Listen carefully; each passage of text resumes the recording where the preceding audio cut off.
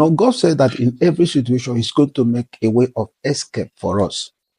And that way is something that what we studying to understand how God makes a way of escape for us. And I also come to realize that even the sovereignty of God, He always allows us, uh, He always allows us to determine the outcomes of our lives.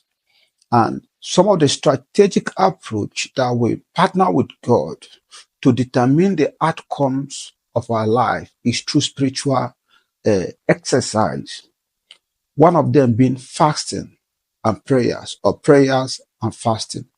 And that is what I want to talk this moment. The essence of prayer and fasting cannot be overemphasized, even though many Christians are beginning to downplay on the issue of prayer and fasting. Don't let anybody mislead you.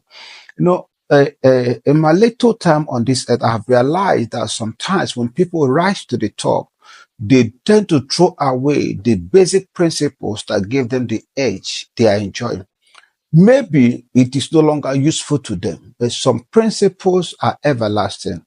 They are the kind of principles that no matter the level of life you find yourself, you will always be in need of them. People see a lot of believers whom at the beginning of their life, they fasted, they prayed, they trusted God, they cried, they wept, a lot of things, spiritual exercise they did. And now it's like they have balance. They have a lot of things working out for them.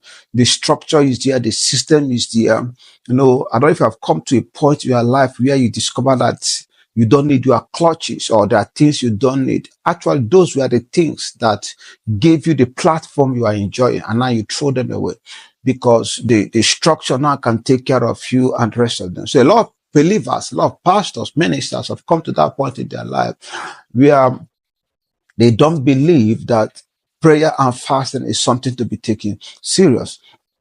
Anyway, I don't know how it works for you, but for me, I know that the efficacy, the potency, and efficiency of praying and fasting cannot be overemphasized.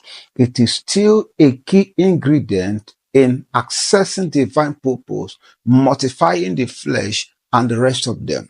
All right. So the essence is there, and I pray that God will help us. So I want to talk about prayer and fasting, especially now that most Christians are engaging in prayer and fasting.